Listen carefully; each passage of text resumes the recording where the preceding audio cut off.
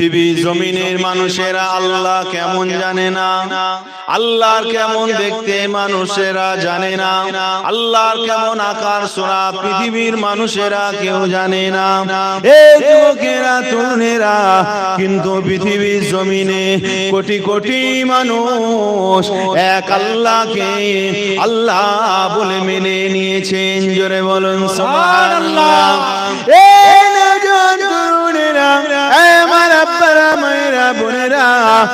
এক আল্লাহকে পৃথিবীর মানুষের আল্লাহ বলে মেনে নিয়েছে, কিন্তু পৃথিবীর মানুষেরা একবারও তো আল্লাহকে দেখেনি। কার কথায় আমার আল্লাহকে আল্লাহ বলে মেনেছেন? তিনি আর কেউ নাই, তিনি হলেন আমার আপনার নবী, দয়ার নবী, নূর নবী মুহাম্মদুর রাসূলুল্লাহ। আল্লাহকে মানবে মানুষ, আল্লাহর প্রতি ঈমান নিয়ে আসবে, কিন্তু যার মাধ্যমে ঈমান নিয়ে আসবেন তিনি হলেন রাসূল পাক সাল্লাল্লাহু আলাইহি সাল্লাম। জোরে বলুন সুবহানাল্লাহ।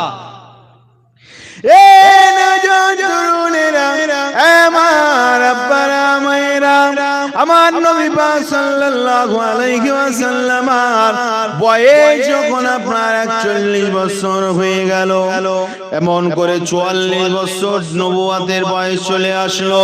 নবুয়তের চতুর্থ শানে আল্লাহ পাক হুকুম করে দিলেন, ওয়া আনজির আশিরাতাকাল আকরাবিন।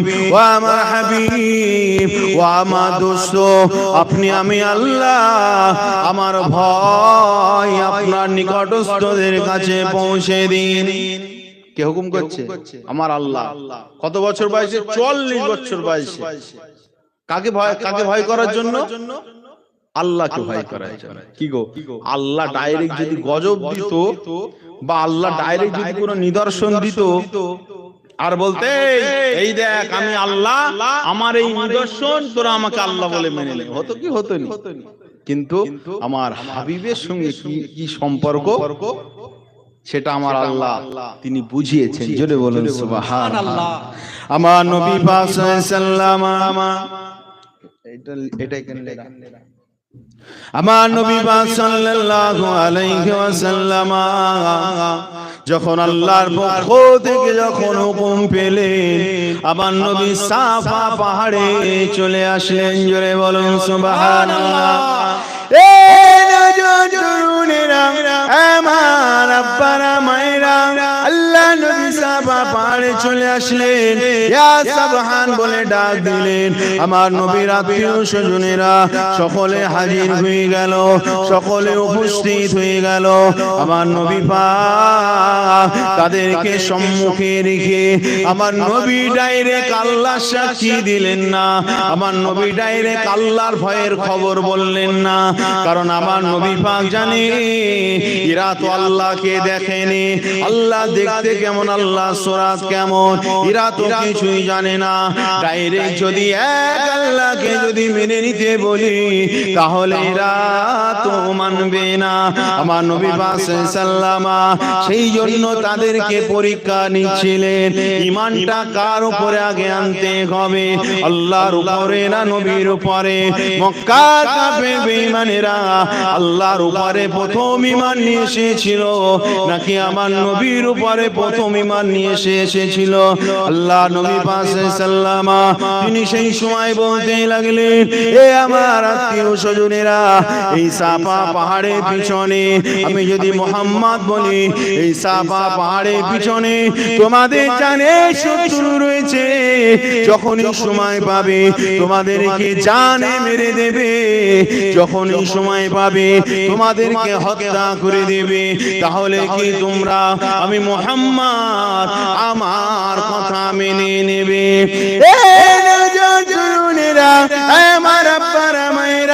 সেই সময় মক্কার কাফিরেরা বলেছিল, আল্লাহ নবীর আত্মীয়রা বলেছিল, মুহাম্মদ তুমি হলে as-সাদিকাল আমিন, আল-আমিন সত্যবাদী, জীবনে কখনো তো মিথ্যা কথা বলনি, অবশ্যই অবশ্যই আমরা তোমার কথা মেনে নেব। জোরে বলুন সুবহানাল্লাহ।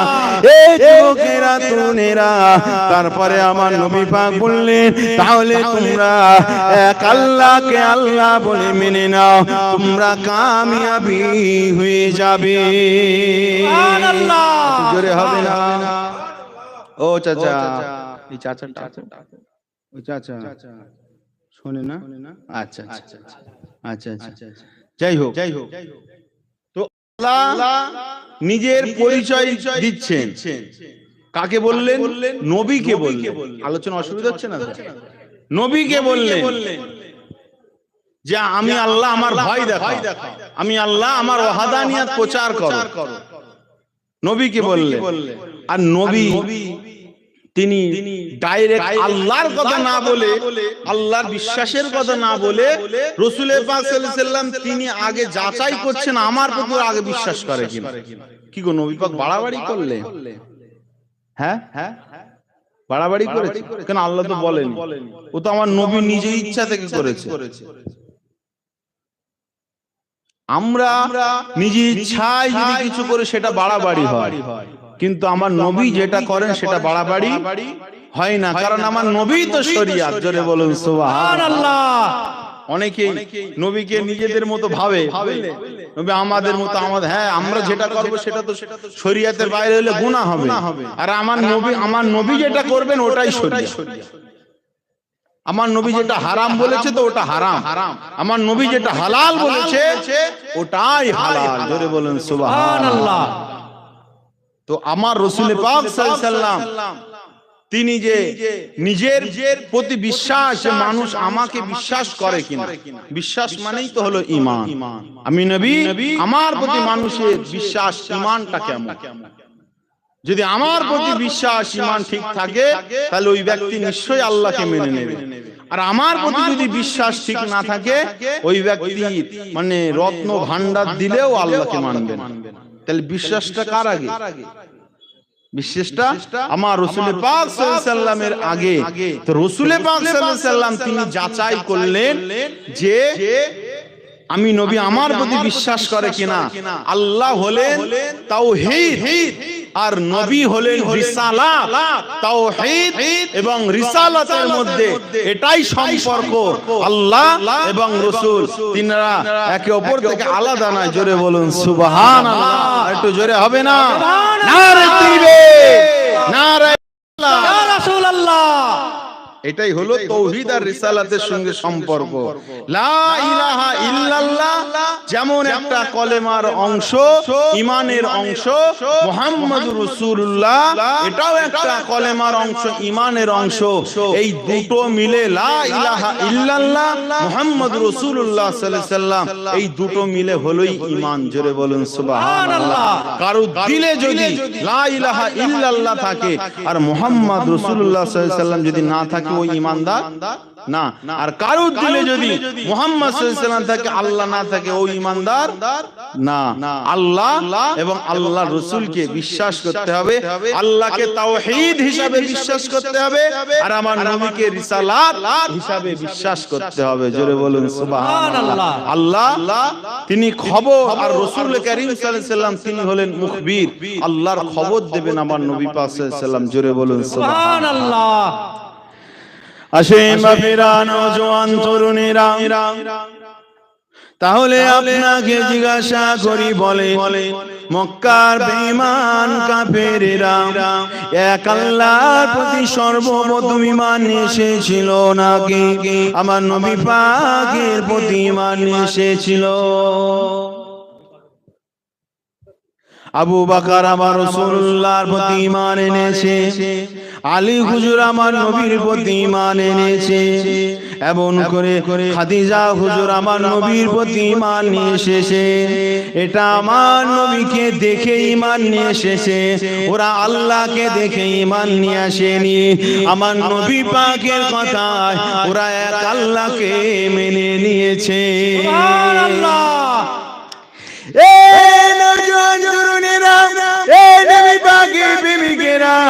আল্লাহ নবী গারে ঘেরার মধ্যে রয়েছেন বাবা, আল্লাহ পাকের ধ্যানে মশগুল হয়ে রয়েছেন। হযরতে জিবরাইল আলাইহিস সালাম চলে আসলেন। জিবরাইল আলাইহিস সালাম আমার নবী পাকের কাছে চলে আসলেন। এসে পড়তে বললেন, ইকরা বিসমি রাব্বিকাল্লাযী খালাক। আমার নবী পাক বললেন, মা আনা বিকারিন, আমি পড়বো, আমি পড়বো, আমি পড়বো। আমি কিভাবে পড়বো? আল্লাহ নবী বলতে লাগলেন, সিনাই যখন আল্লাহর ফেরেশতা হযরতে জিবরাইল সালাম চাপ দিলেন, আমার নবী পাক পড়ে নিলেন, ইকরা বিসমি রাব্বিকাল্লাযী খালাক। জোরে বলুন সুবহানাল্লাহ। আমার আব্বারা, মায়েরা, বোনেরা, কুরআন শরীফে লেখা রয়েছে, ইকরা বিসমি রাব্বিকাল্লাযী খালাক, খালাকাল ইনসানা মিন আলাক। এটা কোরআন শরীফের অংশ কি অংশ নাই? এটা কোরআন শরীফের অংশ বাবা। এই যুবকেরা, তরুণেরা, আমার আল্লাহ যে প্রথম 5টা আয়াত নাযিল করেছিলেন বাবা, আমার আল্লাহ কি ওখানে বলেছে, এই দুনিয়ার মানুষেরা, আমি আল্লাহ এটা হলো আমার কোরআন, তোরা কোরআন হিসাবে মেনে নে? একবারও বলেছে? একবারও বলেনি। ও তো অন্য সূরায় বলেছে, বাল হুয়া কুরআনুম মাজিদ ফি লাউহিল মাহফুজ। কিন্তু প্রথম যখন ইকরা নাজিল হয় তখন তো আমার আল্লাহ বলেনি যে এটা কোরআন, এটা কোরআন হিসেবে তোরা মেনে নে। এর জোরে হবে না সুবহানাল্লাহ। হযরত জিবরাইল আলাইহিস সালাম আল্লাহ নবীর কাছে কোরআন শুনিয়ে গেল। আল্লাহ নবী সাল্লাল্লাহু আলাইহি ওয়াসাল্লাম সাহাবী আবু বকর আর অন্যান্য সাহাবীদেরকে ওই আরবি অক্ষরগুলো শোনাতে লেগেছে, ওই আরবি ওয়ার্ডগুলো শোনাতে লেগেছে। আমার রাসূল পাক সাল্লাল্লাহু আলাইহি ওয়াসাল্লাম সাহাবীদেরকে শোনাতে লেগেছে। এই যুবকেরা, তরুণেরা, আবু বকর হুজুর জিজ্ঞাসা করলেন, ইয়া রাসূলুল্লাহ, হাবিবাল্লাহ হুজুর, এটা কি, এটা কি, এটা কি? এই কোথা থেকে এসেছে এই কথাগুলো? এই নওজোয়ান তরুণেরা, আল্লাহ নবী যদি বলতেন বাবা এটা জিনদের কথা, এটা জিনদের কালাম, নবী সাহাবী এটা জিনদের কালাম হিসাবে মেনে নিত। আমার নবী পাক যদি বলতেন বাবা এটা অমুক দেশের বাদশার লেখা ছড়া, তাহলে নবী সাহাবীরা সেটাই মেনে নিত। আমার নবী পাক যদি বলতেন এটা কোন কবি কবিতা লিখেছে, নবী সাহাবীরা তাহলে সেটাকেই মেনে নিতেন। কিন্তু আমার নবী তিনি বললেন এটা হলো আল্লাহ পাকের কালাম। আমার নবী যখন বললেন এটা আল্লাহর কালাম, আমার নবী সাহাবীরা চোখ বন্ধ করে সেটা আল্লাহর কালাম হিসাবে মেনে নিয়েছে। সুবহানাল্লাহ। জোরে হবে না সুবহানাল্লাহ, সুবহানাল্লাহ। তাহলে পৃথিবীর মানুষেরা যারা ঈমানদার ছিল এটা আল্লাহর কালাম হিসাবে তখনই স্বীকার করেছে যখন আমার নবীর জবান থেকে বেরিয়েছে এটা আল্লাহর কালাম। জোরে বলুন সুবহানাল্লাহ। আর আমার নবীর জবান থেকে যদি না বাইর হতো, আমার নবীর জবান থেকে যেটাই বাইর হতো সাহাবীরা সেটাই মানতে বাধ্য হতেন। ঠিক না বেটি? আমার নবীর জবান থেকে বেরিয়েছে আল্লাহর কালাম, তো পৃথিবীর জমিনে আজও সেটা আল্লাহর কালাম হয়ে রয়েছে। জোরে বলুন সুবহানাল্লাহ। কি গো, ওটা যে আল্লাহর কালাম, ওটা পৃথিবীর ঈমানদারেরা কার কথাই মানলো? নবীর কথাই মানলো। আজ আমরা সব রহস্য তো জানি না, ইলমে মারিফাতে রহস্য, বাতিন ইলমে রহস্য তো আমরা জানি না। সেই জন্য এখন কোরআন তো ঘরে দুয়ারে দুয়ারে ছিঁড়ে কুড়ে পড়ে যাচ্ছে। ভাবছি তো কোরআন তো আল্লাহর কোরআন, সবকিছু তো আল্লাহর। তা কার মাধ্যমে আল্লাহ এই কোরআনটাকে স্বীকৃতি দিয়েছেন? আমার নবীর জবানের মাধ্যমে স্বীকৃতি দিয়েছেন। যেমন আমরা এই বই লিখি না, আমরা তো বই লিখি অনেক সময়, তো বই লিখে অনেক সময় দেখা যাচ্ছে অনেক বড় জ্ঞানী, আমার থেকে অনেক বড় জ্ঞানী মহাপণ্ডিত দেখা যাচ্ছে ওই লোক সিগনেচার করে দেয়। করে কি করে না, যে এই পুস্তকটি আমি ভেরিফাই করেছি, আমি পড়েছি, পুস্তকটি ঠিক আছে, অসুবিধা নেই, আপনারা পড়তে পারেন, এই রকম ভাবে একটা লিখে একটা সিগনেচার করে দেয়। বইটা স্বীকৃতি পেয়ে গেল, গ্রান্টেড হয়ে গেল। তো আল্লাহর কোরআন আল্লাহ পাঠিয়েছে, কিন্তু গ্রান্টেড করেছে আমার রাসূল পাক সাল্লাল্লাহু আলাইহি সাল্লামের মুখের কথা, জবানের মাধ্যমে। সুবহানাল্লাহ, সুবহানাল্লাহ। এটাই তো আল্লাহ এবং আমার নবীর সঙ্গে সম্পর্ক। জোরে বলুন সুবহানাল্লাহ। একবার দরুদ শরীফ। আল্লাহুম্মা সাল্লি আলা সাইয়্যিদিনা মাওলানা মুহাম্মদ ওয়া আলা আলি সাইয়্যিদিনা মাওলানা মুহাম্মদ। আল্লাহুম্মা সাল্লি আলা সাইয়্যিদিনা মাওলানা মুহাম্মদ ওয়া আলা আলি সাইয়্যিদিনা মাওলানা মুহাম্মদ। हरा गुंबद जो देखोगे जमाना भूल जाओगे, अगर तैबा को जाओगे तो आना भूल जाओगे। জোরে বলুন না সুবহানাল্লাহ। কেউ যদি মদিনা তাইবায় যায়, ওর বাড়ি আসতে ভালো লাগবে? ওর মনে হবে যেন ওখানেই থেকে যায়। আহ, নবীর যাই। তাই কবি কত সুন্দর লিখেছে, हरा गुंबद जो देखोगे जमाना भूल जाओगे, अगर तैबा को जाओगे तो आना भूल जाओगे। আপনারা তো উর্দু বোঝেন নাকি মোটামুটি? नहीं तेरा ज्यादा चांद तारो अपने रंगत पर, नहीं तेरा ज्यादा चांद तारो अपनी रंगत पर, मेरे आका को देखोगे तो चमकना भूल जाओगे। मेरे आका को देखोगे चमकना भूल जाओगे, हरा गुंबद जो देखोगे जमाना भूल जाओगे।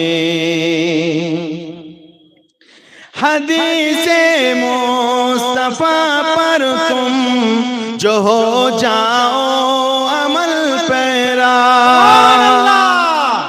हदीसे मुस्तफा पर तुम जो हो जाओ अमल पैरा, कसम अल्लाह की माँ को सताना भूल जाओगे। हरा गुंबद जो देखोगे जमाना भूल जाओगे, अगर तैबा को जाओगे तो आना भूल जाओगे। अल्लाहुम्मा सल्ली अला सैय्यिदिना मौलाना मुहम्मद वाला आले सैय्यिदिना मौलाना मुहम्मद। अगर तुम गौर से मेरे नबी की नात सुन लोगे, अगर तुम गौर से मेरा नबी की नात सुन लोगे, मेरा दावा है तुम गाना बजाना भूल जाओगे। मेरा दावा है तुम गाना बजाना भूल जाओगे। हरा गुंबद जो देखोगे जमाना भूल जाओगे।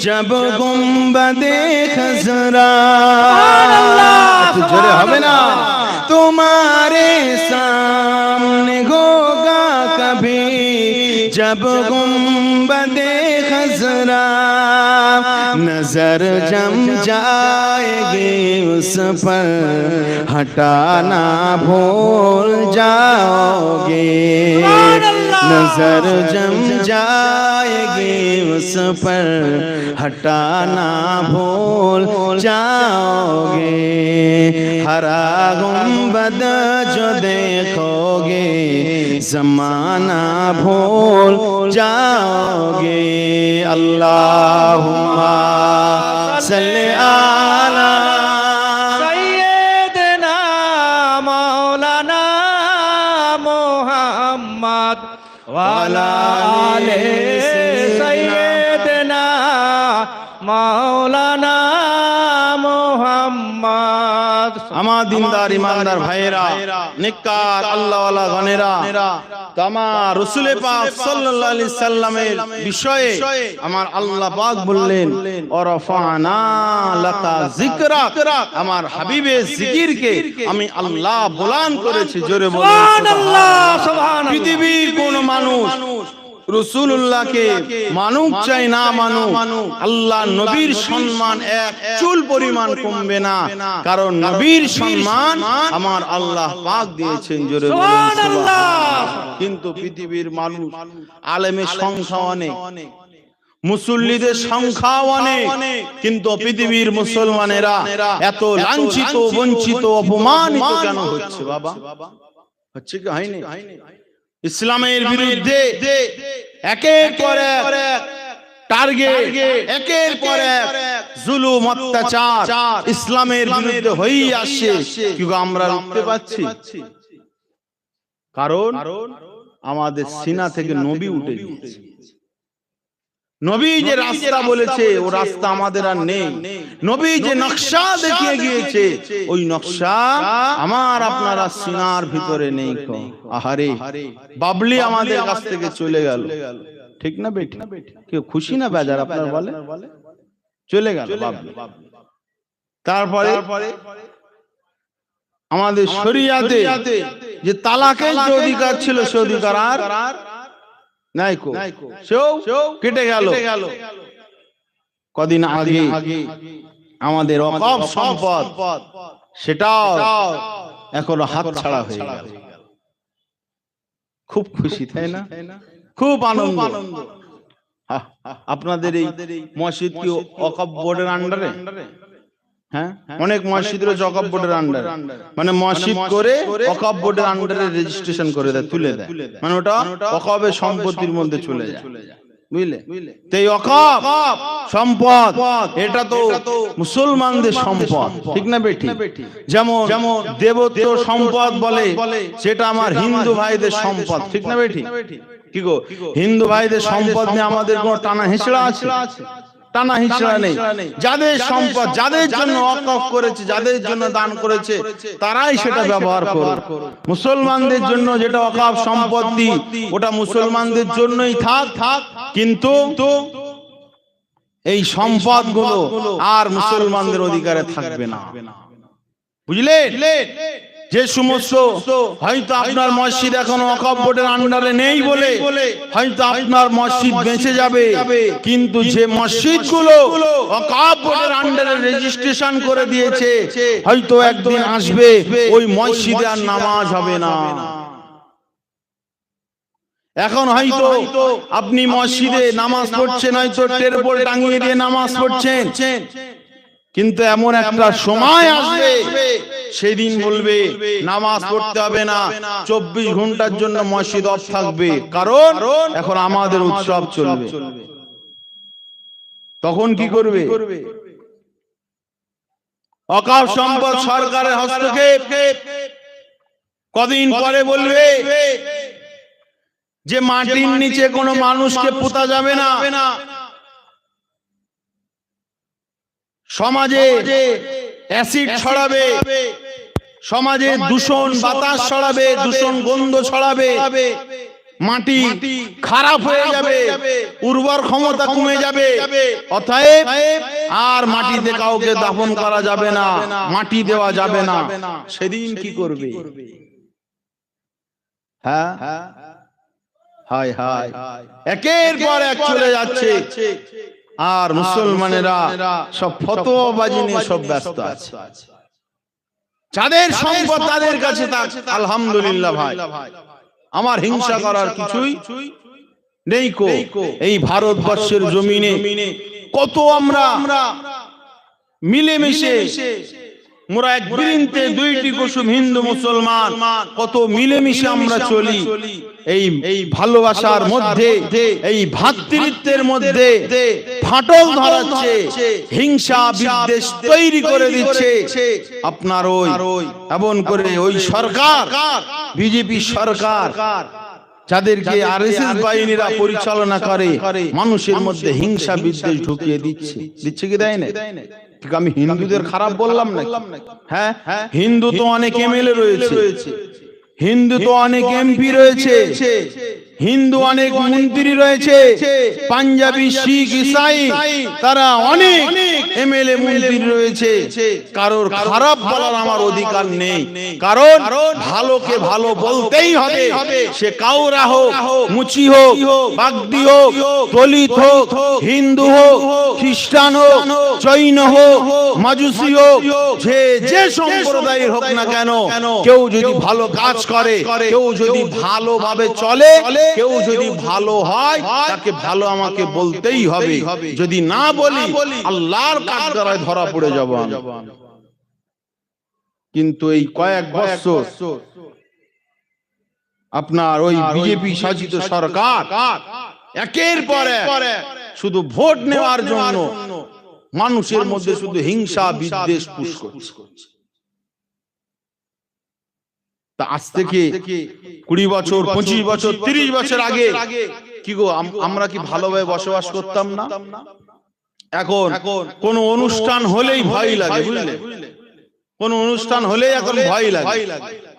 এই যে আপনার এমন করে আমরা কত সুন্দর, মানে দেখা যাচ্ছে অনেক, আমরা ছোটবেলায় স্কুল যেতাম, এখনো প্রয়োজনে রাস্তাঘাটে যায়, আমাদের পশ্চিমবাংলার কথা বলছি, তো বাসে করে অনেক সময় গিয়েছি, বাসে যাই, দেখা যাচ্ছে জানলার ধারে বসেছি অথবা একটা সিটের পাশে বসেছি, তা কোনো একটা বাচ্চা ছেলে হোলির দিনে হোলি খেলছে, তারা একটা রং স্প্রে মেরে দিল, গায়ে আসলো, এটা তো আলাদা জিনিস। বাচ্চা ছেলে মারলো, আমি কি তাকে কিছু বকবো নাকি তাকে উল্টো পাল্টা বলবো? এটা আমার জন্য মানে ঠিক হবে বলা? কেন বাচ্চা ছেলে মেরেছে, আমি কিছু মনে করি। এবার যদি কেউ দেখা যায় ইচ্ছা করে, মানে মানে শত্রুতা বশত সামনে এসে যদি রং যদি মুখি মারে, ওইটাই তো মানে মানে ঝামেলা তৈরি করার ধান্দা, ঠিক না বেটি? তো বাচ্চা ছেলেগুলো এরকম করেছে, এটা কত মানে বাচ্চা করলো, বাচ্চার মা পাচ্ছে, ঠিক না বেটি? যেমন এই কদিন আগে বুঝলেন, আমার ওই একজন হিন্দু ভাই বুঝলেন, মানে ঠাকুর নিয়ে আসছে ভ্যানে করে, তা পাই ভ্যান, এবারে একটু উঁচু জায়গাতে উঠবে, সঙ্গে মানে একজন আর রয়েছে, কিন্তু একটু উঁচু তো জায়গা, তো সেটা তুলতে পারছে না ভ্যান, ঠাকুর রয়েছে ভ্যানে। তা আমি আবার কি করলাম, যাচ্ছিলাম বাইকে করে যাচ্ছিলাম, তো বাইক থেকে নামলাম, নেমে আবার ভ্যানটা ঠেলে দিলাম। কি আমার গুনাহ হলো না? আমার গুনাহ হলো, পাপ হলো? এটাই ভাতৃত্ব, এটাই ভালোবাসা। ওর বিশ্বাস ওর কাছে থাকে, ও বিপদে পড়েছে, আমি হেল্প করলাম। ও ভ্যানে করে কি নিয়ে যাচ্ছে ওটা আমার দেখার বিষয়বস্তু নয়।